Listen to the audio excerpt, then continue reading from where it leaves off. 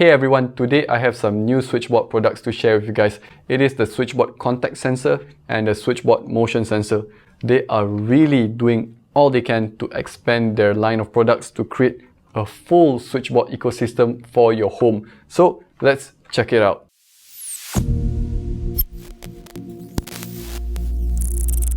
Let's start with the contact sensor. It comes as two pieces and you would usually place this at a door or window.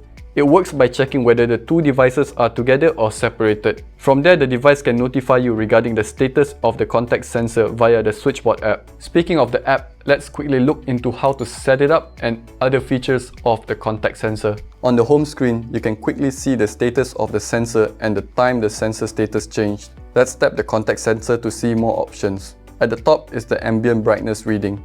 Below that, you'll have the same details as in the home screen. Then we have automation, where you can set up automations with different SwitchBot devices or even other conditions such as a schedule. Lastly, you have the log of all sensor readings. At the top right is where you can see further settings. Starting with the top, you can change the details of the device such as the name and the room it's in. Notifications is where you can choose to enable or disable notifications. You can also decide what type of notifications to receive. Next, we also have the option to turn off the indicator light. Left open is where you can set the threshold for how long you want the sensor to be left open before it sends you a notification. Exit is a feature to let your device know if you've left or entered the house. I don't really use this feature. Installation is for you to let the device know where the contact sensor was installed. This is actually done during the initial setup of the device. Light sensor is where you can calibrate the device so it knows what is dim and what is bright for your space. Cloud service is where you connect your SwitchBot hub to unlock further automations. The last three items are self-explanatory, and there's also a cute feature where you can find your contact sensor in case you lost it. Although when pressing this, it'll only make the LED blink white. So that's it about the app. Now let's get into how I use my contact sensor. I've placed my unit at the main entrance of my house. It's an ideal place to monitor, especially since I don't simply leave the door open because of my cat. Installation is dead simple with the included 3M adhesive. Besides just monitoring the door status, it also provides a ton of security benefits. Sometimes you may leave in a hurry and did not shut the door properly. With the SwitchBot contact sensor, you can find out immediately and even be notified if the door has been left open after a certain amount of time. Besides the door and window, some other cool use cases are such as your pet carrier, drawer, and if you're really crazy, even your fridge door. So that's about it for the contact sensor. Now let's look into the motion sensor. As the name suggests, this tiny device detects motion. There are a ton of ways of placing the sensor.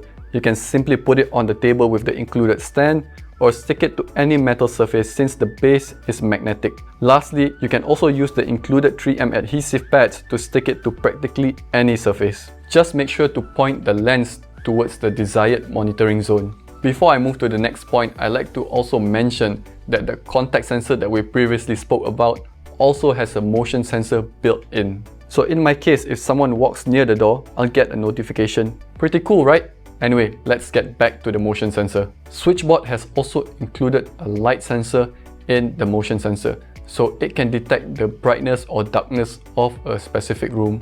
The threshold can be set in the app, and based on the room lighting condition, you can even set up automations. For example, if the room is too dark, you can open the curtains using the SwitchBot curtain. Now let's quickly dive into the app again. On the home screen, you can see the last time the motion sensor detected movement. Let's tap it to see more options. It's exactly similar with the previous contact sensor, so let's just get straight into the further settings at the top right. Surprise, surprise, it's also almost similar to the contact sensor. The only difference is motion sensitivity, which is where you can set the range of motion to detect. That's it for the motion sensor, very brief as it shares similar settings as the contact sensor. Now let's get back into the video. So I currently have my motion sensor placed on my studio table because I'm crazy and I want to know if someone is even close to it. But jokes aside, some better use cases for the motion sensor is, for example, on a baby crib, maybe in a safe, or even in an office where you don't want your kids running around and creating a mess. As with all SwitchBot products, they work perfectly together. You can pair a handful of them to create simple or even complex automations. Don't forget to subscribe to my channel, as in the future I will be doing a full house tour with all the SwitchBot products. To close things off, I'd like to just say that these two products are nothing revolutionary. Similar products have been available for many years. The real value in these products is the smart home capabilities and the integration into the SwitchBot ecosystem. I like them. I really do. They are designed well, functional, and priced very competitively. If you're interested in getting some for yourself, purchase link, as always, will be in the description box below. Thank you guys so much for watching. I'll see you guys for the next one. Bye. Before I move to the next point, I'd like to also... what was that?